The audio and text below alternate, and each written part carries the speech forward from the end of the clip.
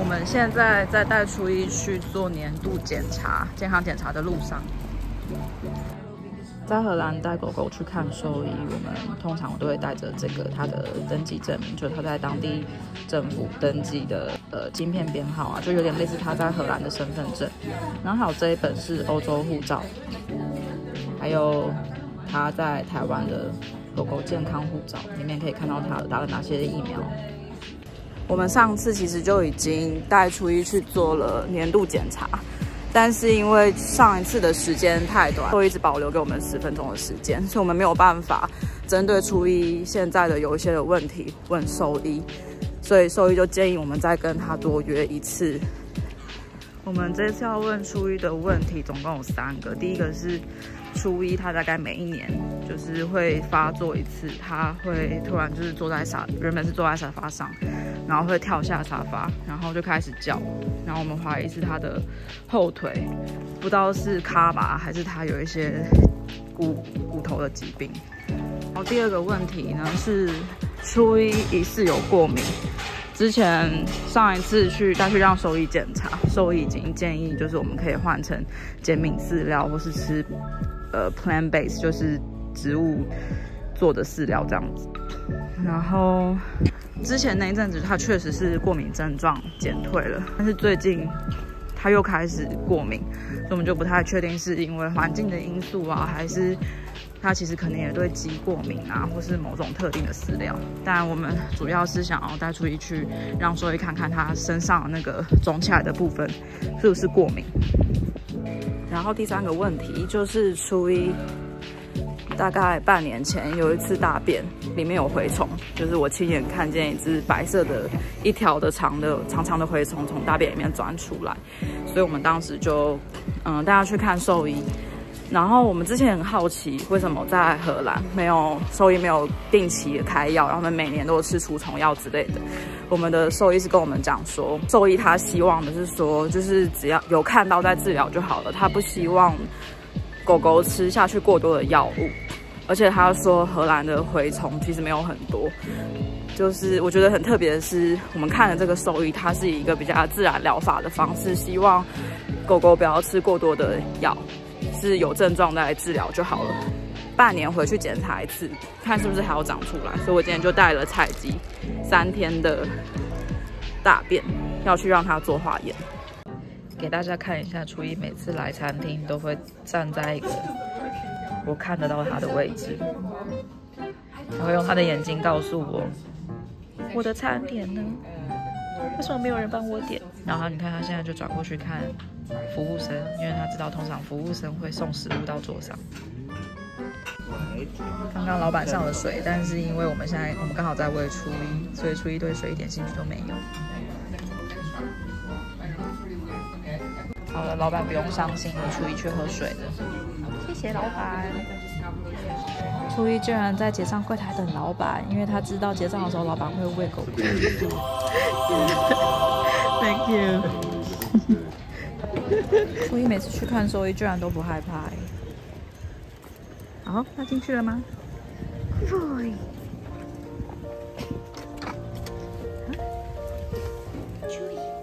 You are doing great.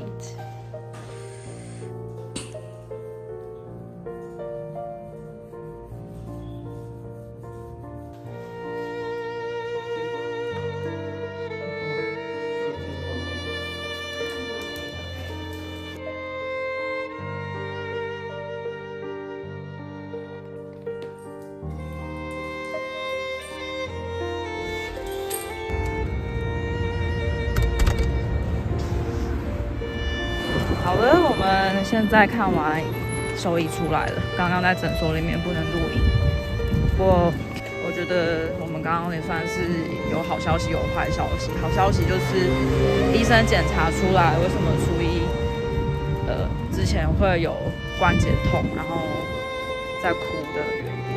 刚刚兽医就是从他的脊椎这样子摸过来，然后针对他的4只脚做一些弯曲延伸的动作。他在拉伸初一后腿的时候，初一就突然大叫。医生后来又让初一侧躺，然后检查他的手腕关节那个地方。然后初一也是叫得很大声。然后医生就说，初一这么乖的狗狗，如果叫那么大声，应该是真的很痛。医生说，一些已经要老化的狗会有这样子的症状，或是可能天生关节就不好，所以医生建议我们接下来可以带初一去照 X 光，然后应该是会麻醉吧，这样初一才可以好好躺着。所以好消息就是呢，终于有检查出个什么了。因为大概1年前吧，初一也是有一天晚上突然从沙发跳下来，然后就开始哭。那一天我原本还有一个很重要的面试，但是就因为初一开始哭，然后我就直接放弃面试，挂急诊，带他到医院。但是初一到医院就没事了，就整个人好像什么事情都没发生过。所以说，这是你的狗狗啊，你不可以不知道它的状况，你不能不知道它那个哭是什么意思。我觉得蛮委屈的。然后现在1年后终于检查出来了，我觉得心中的大石头也放下。但坏消息就是不知道是他年龄已经到了，还是提早退化。看起来他的关节确实是不太好。觉得我应该补充一下，我没有在怪罪之前的兽医没有检查出来，因为去年我带初一去检查，那个时候我们也没有录任何初一发作时的影片。我们这一次录的影片是很清楚，就可以看到初一从沙发跳下来之后，他的左前手就弯弯的这样，然后不能在地板上施力，所以兽医就可以100%确定说应该真的是因为关节的问题。大家都说米克斯是一个惊喜包，有的时候真的惊喜来得太突然。初一一直都是一个很健康，然后很贴心的小孩。我还记得第一次带初一去看兽医，兽医就检查完初一之后就说：“哦，他是个真的很健康的小孩。”现在我觉得我没有崩溃，虽然我觉得知道这个结果蛮难过的。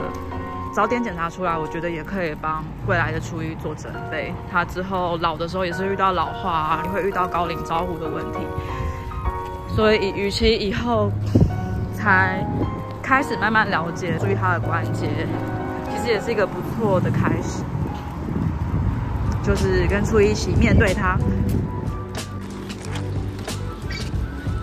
要回家了，我们觉得说，虽然还没有去照 X 光，不知道目前确切原因，但是为了初一的关节好，我们的男室友就建议说，我们顺路去买一些止滑地毯，可以铺在楼梯最后一格，尽量让初一不会有那种滑行跳的动作。我们现在来看看这个室内装潢店有什么东西是我们可以买来改造一下楼梯给初一的。这边有止滑的地毯，我们可以把它铺在楼梯的最下层，它跳下来的那一阶。初一马上踩上来。喜欢这个地毯吗？你想休息是不是？你想躺下来了？累了，在外面一个下午。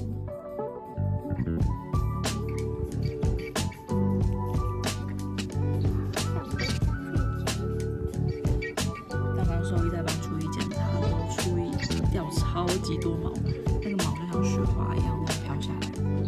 然后兽医的助理就说，因为他们有压力的时候就会掉毛。我真是第一次看到它掉那么多毛是初一知道兽医是好人，在帮他检查，所以初一也没有对兽医有什么抱怨。初一就是这样一个逆来顺受的小孩。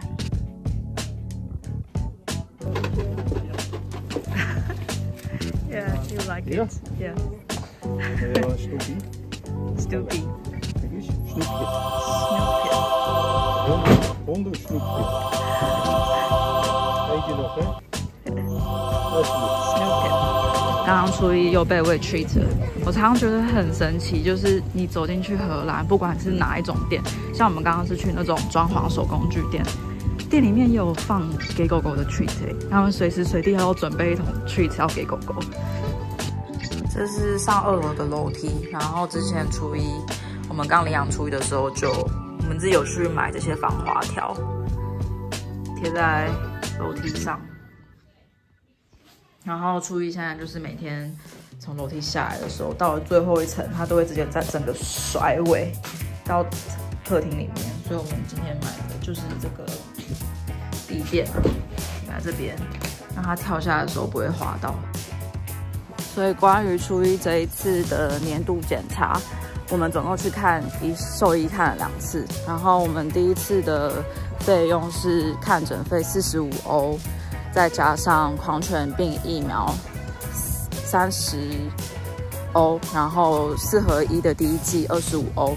第二次看医生主要是去打第2剂，20欧，然后再加上看诊是65欧。电虫卵的部分是30.89。这部分有被保险 cover， 但是我们自己还是要给付20%，所以大概就是6欧元多。这些零零总总加起来是191欧元。还要再拍 X 光片检查初一的关节。昨天一看完兽医，晚上兽医就传了报价过来，拍 X 光再加上麻醉的费用，总共是450欧元。然后这部分的话，保险应该是可以给付80%，但是还没有确认。你们家的狗狗也有类似的症状吗？你们年度健康检查都检查了什么呢？留言告诉我们吧。喜欢这支影片，给我们一个赞。如果喜欢我们的频道，记得订阅起来哦。拜拜，下次见。